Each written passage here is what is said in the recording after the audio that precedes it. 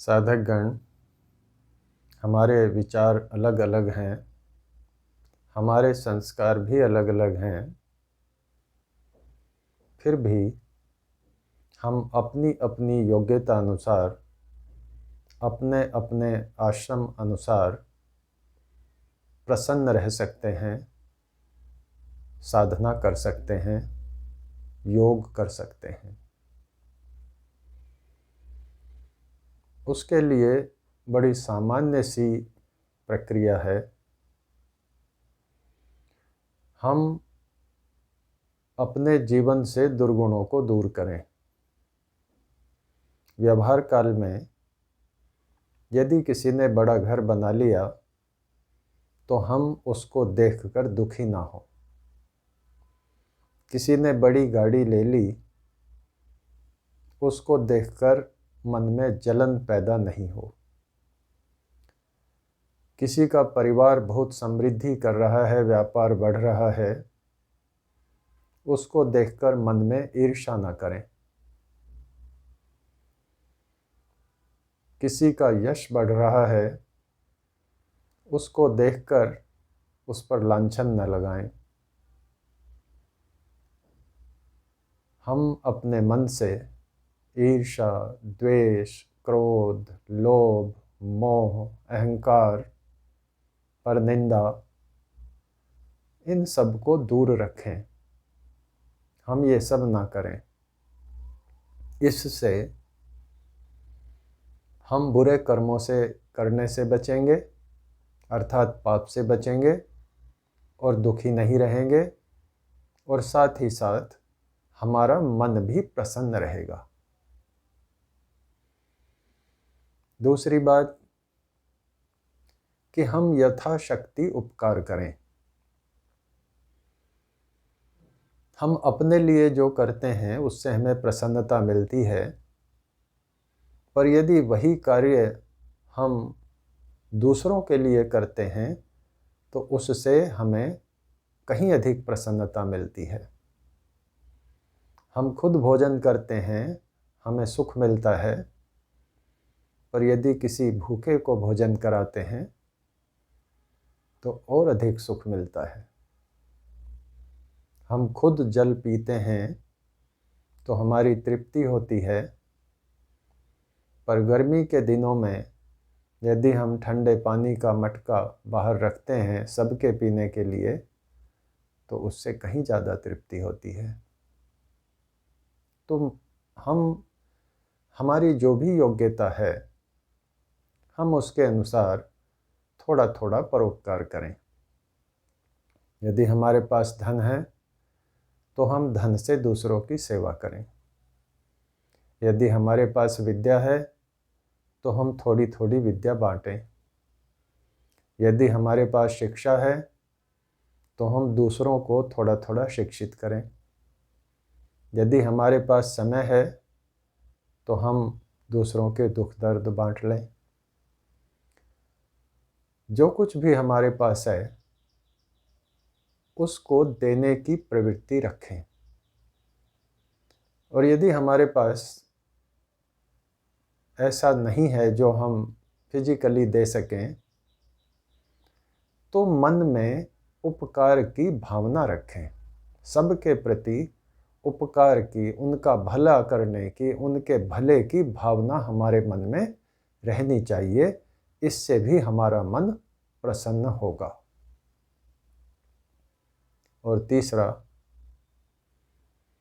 कि इस समाज में, इस परिवार में, इस राष्ट्र में सारी बातें ऐसी नहीं हो सकती जो हमारे अनुकूल हों। हमारे परिवार में भी सारी बातें ऐसी नहीं होती जिनसे हम प्रसन्न हों, जिनसे हम सहमत हों। हमारे मोहल्ले में भी ऐसी बातें नहीं होती सारी की सारी जिनसे हम प्रसन्न ही प्रसन्न हों, या सारे व्यक्ति ऐसे नहीं होते जो हमारे अनुकूल ही अनुकूल हों, प्रतिकूल भी होते हैं। इस राष्ट्र की नीतियां भी जरूरी नहीं सारी आपके अनुकूल ही हों। जो कुछ हो रहा है वो सारा वैसा ही हो जैसा आप चाहते हैं, जैसा आप सोचते हैं। तो इस दुनिया में प्रतिकूलताएं रहेंगी, इस राष्ट्र में प्रतिकूलताएं रहेंगी, मोहल्ले में प्रतिकूलताएं रहेंगी, घर परिवार में प्रतिकूलताएं रहेंगी।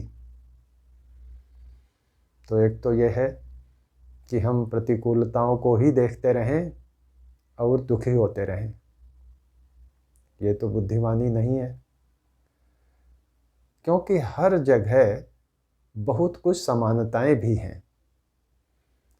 हमारे परिवार में बहुत सारी समानताएं हैं, हम ध्यान से देखेंगे तो उनसे हमें प्रसन्नता होगी। हमारे मोहल्ले में बहुत सारी समानताएं मिलेंगी जिससे हमारा मन प्रसन्न होगा। हमारे देश में बहुत सारी ऐसी बातें हो रही होंगी जिनसे हमें प्रसन्नता होगी। तो भाई, हम प्रतिकूल बातों को सुन सुन के, देख देख के दुखी क्यों होवें? हमें तो अनुकूल बातें देखनी चाहिए और उनसे प्रसन्न होना चाहिए, प्रसन्न रहना चाहिए। चौथी बात कि प्रातः सायं थोड़े थोड़े समय परमपिता परमात्मा का ध्यान करना चाहिए। कैसे करें? प्रातःकाल स्नान आदि करके थोड़ी देर बैठ जाएं, सायंकाल भी स्नान आदि करके थोड़ी देर स्वच्छ वस्त्र पहन के बैठ जाएं और क्या करें? ओम का जप कर लें।